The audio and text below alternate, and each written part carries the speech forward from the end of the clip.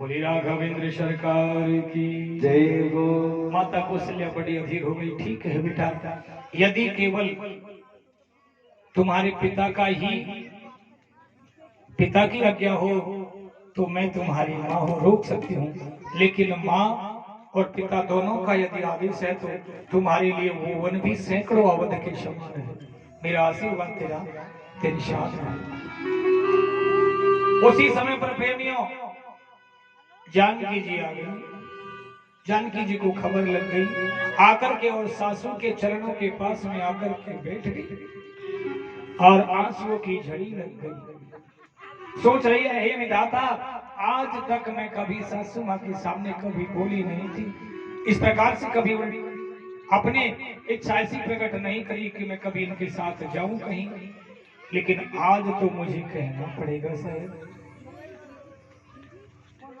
राम जी, भगवान श्री राम जानकी को समझाने लगे, जानकी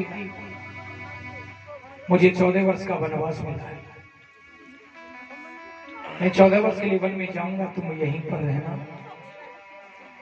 माँ की पिताजी का ध्यान रखना।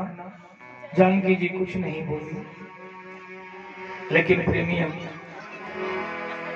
एक माँ ही दूसरी माँ की पीड़ा को समझ सकती है। कौशल्या सोचने लगी कि मैं जानती हूं पति के बिना पति का वियोग कितना कष्ट में होगा। आखिरकार जानकी जी अपने उद्गार प्रकट करती हैं। राम जी कहने लगे, जानकी कि जो हट कर हूं प्रेम बस बामा, तो तुम दुख पाओ परिणाम। यदि जानकी तुम हट करके चलोगी तो परिणाम में दुख होगा। जानकी कहने लगी, महाराज हे स्वामी, ठीक है आपकी इच्छा। प्रभु कहने लगे, जानकी 14 वर्ष का समय कोई ज्यादा नहीं है, समय बीतते बार नहीं लगेगी, कभी ससुराल में कभी मायके रहकर के अपना समय गुजार लेना, मैं जल्दी ही आ जाऊंगा। जानकी सोच रही है कि 14 वर्ष, एक दिन 2 दिन हो, महीना हो तो विचार करूं, 14 वर्ष। और जो प्रभु कह रहे हैं कि स्वामी कि प्राणनाथ करुणायतन सुंदर सुखद निदान, तुम बिन रघुकुल कुमद बिनो सुरपुर नरक समान।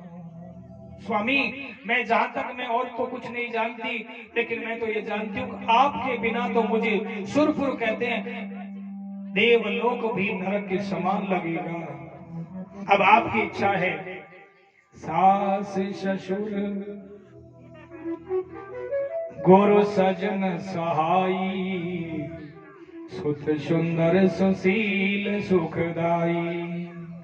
जहां तक सास ससुर सब गुरु सब सुख देने वाले हैं, सुत सुंदर बेटा भी सुख देने वाला है, और कि जय लगी नेहन जह लगी नाथ ने कर नाते, पिय बिनुतीय तरन्यूते ताते। लेकिन संसार में जितने भी रिश्ते नाते हैं, पति के बिना तो सब शोक का सामान है।